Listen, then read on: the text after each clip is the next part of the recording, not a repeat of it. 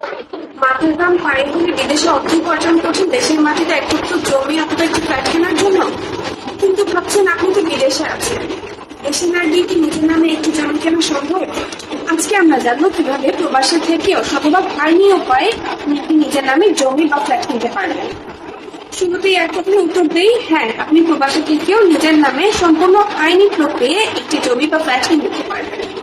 বাংলাদেশের আইন অনুযায়ী কোনো নাগরিক দেশের বাইরে থাকলেও কোনো সম্পত্তি ক্রয় কোনো আইনি বাধা নেই। এমনকি আপনি যদি দ্বৈত নাগরিকত্বের অধিকারী হন, তবুও আপনি বাংলাদেশের সম্পত্তি কিনতে পারবেন। এখন কথা বলবো আইনি প্রক্রিয়া নিয়ে। চলুন তাহলে জেনে নেওয়া যাক এর আইনি প্রক্রিয়া কি। এখন প্রশ্ন হলো, আপনি তো প্রবাসে আছেন, দলিলে সই করবেন কিভাবে বা বাংলাদেশে অফিসে উপস্থিতি হবেন কিভাবে? তার জন্য আপনাকে তিনটি সহজ ধাপ পার করতে হবে। প্রথম ধাপটি হলো পাওয়ার অফ অ্যাটর্নি বা আমোক্তারনামা।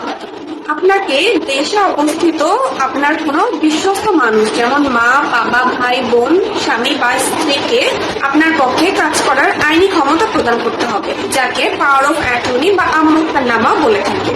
ধাপ 2, দূতাবাস থেকে সত্যায়ন। আপনি যে দেশে অবস্থান করছেন সেই দেশের বাংলাদেশ দূতাবাস বা হাই কমিশন থেকে এই পাওয়ার অফ অ্যাটর্নি ফর্মটি সই করে সত্যায়িত করে নিতে হবে। ধাপ 3, বাংলাদেশের আইনি বৈধতা। দূতাবাস থেকে সত্যায়িত ফর্মটি দেশে আপনার মনোনীত প্রতিনিধির বরাবর পাঠাতে হবে। তিনি সেটি বাংলাদেশের পররাষ্ট্র মন্ত্রণালয় এবং জেলা প্রশাসকের কার্যালয়ের রাজস্ব শাখা থেকে কাউন্টার সাইন বা প্রত্যয়ন করে নেবেন। এরপর দলিলটি সাব রেজিস্ট্রি অফিসে নিবন্ধিত হবে। ব্যাস, এই পাওয়ার অফ অ্যাটর্নি দলিলটি ব্যবহার করে আপনার প্রতিনিধি বাংলাদেশের অনুপস্থিতিতেই আপনার নামে জমি বা ফ্ল্যাট রেজিস্ট্রি করে দিতে পারবেন। এখন জানবো প্রবাসীদের জন্য 4টি সতর্কতা। বৈধ চ্যানেলে টাকা পাঠানো। জমি বা ফ্ল্যাট কেনার টাকা অবশ্যই ব্যাংকিং চ্যানেল বা বৈধ রেমিটেন্সের মাধ্যমে পাঠাবেন। কোনো অবস্থাতেই হুন্ডি বা ক্যাশ টাকা লেনদেন করবেন না, এতে আপনার টাকার আইনি প্রমাণ থাকবে। 2, কাগজপত্র যাচাই। জমি কেনার আগে অবশ্যই সিএস, এসএ, আরএস এবং বর্তমান খতিয়ান অথবা পর্চা যাচাই করে নেবেন।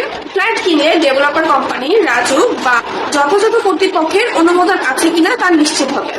3, নামজারি বা মিউটেশন। দলিল হয়ে যাওয়ার পর দ্রুততম সময়ে আপনার নামের নামজারি বা মিউটেশন করিয়ে খাজনা বা ভূমি উন্নয়ন কর পরিশোধ করুন।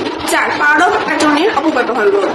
আপনি যাকে পাওয়ার অফ অ্যাটর্নি দিচ্ছেন তিনি যেন শুধুমাত্র ওই নির্দিষ্ট সম্পত্তি কেনার কাজটুকুই করতে পারেন, দলিলের ভাষা যেন তেমনই সুনির্দিষ্ট হয়, সেদিকে খেয়াল রাখবেন। ধন্যবাদ।